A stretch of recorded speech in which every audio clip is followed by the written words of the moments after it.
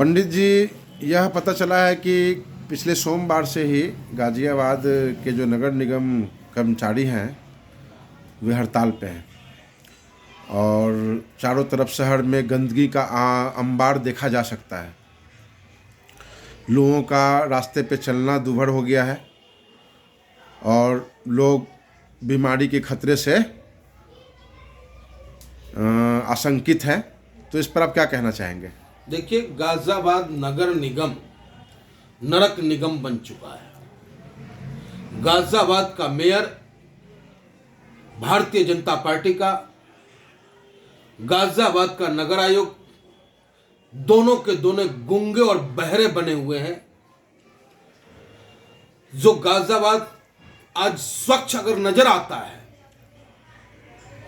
गाजियाबाद के लोग अगर स्वस्थ हैं, तो इसमें महत्वपूर्ण योगदान हमारे उन सफाई कर्मचारी भाइयों का है, जिनके अथक प्रयास, अथक मेहनत से हम गाजियाबाद वाले साफ सुथरा और स्वच्छ रह पाते हैं। लेकिन बड़े अफसोस की बात है कि ये गाजियाबाद के नगर निगम अधिकारी और जो मेयर,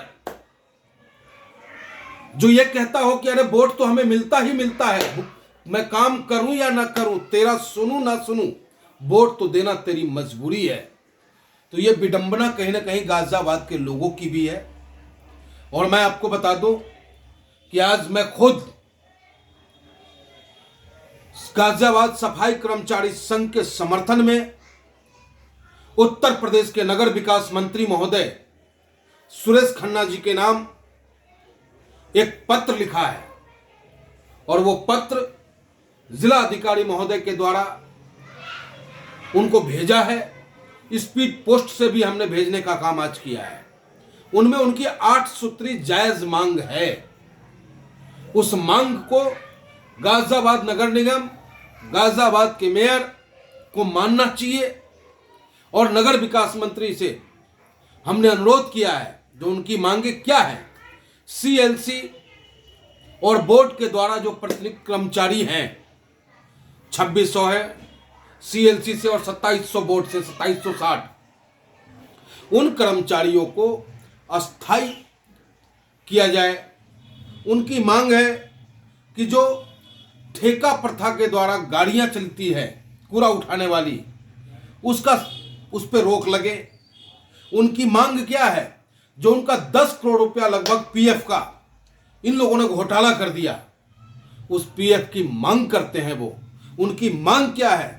उनकी मांग ये है कि जो सफाई कर्मचारी संविदा कर्मी हो या सेवानिवृत्त या फिर वो अस्थायी कर्मचारी हो, उनके मरणोपरांत या उनके सेवानिवृत्त होने के बाद उनके परिजनों में से किसी एक सदस्य को नौकरी तत्काल प्रभाव से मिल जाए।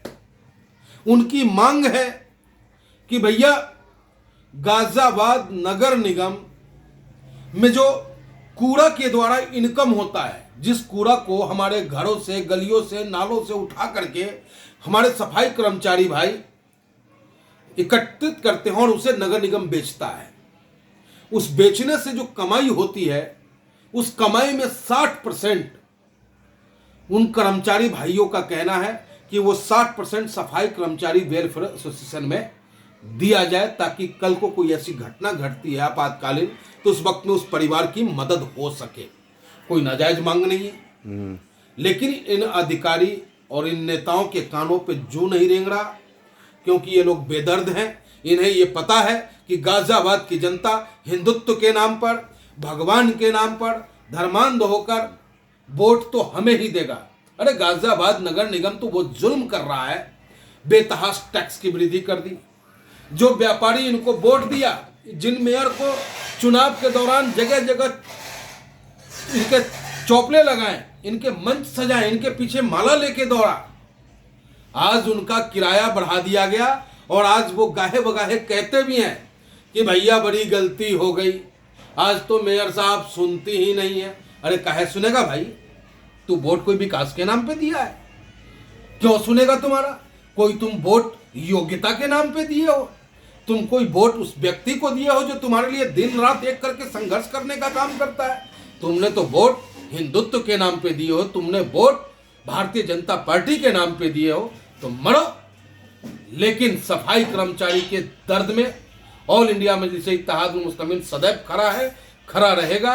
और यथाशीघ्र नगर विकास मंत्री महोदय और गाजियाबाद प्रशासन अगर नहीं सुनता है तो उनके साथ कंधा से कंधा मिलाकर अनवरत उनके धरना को समर्थन करने का काम करेगा।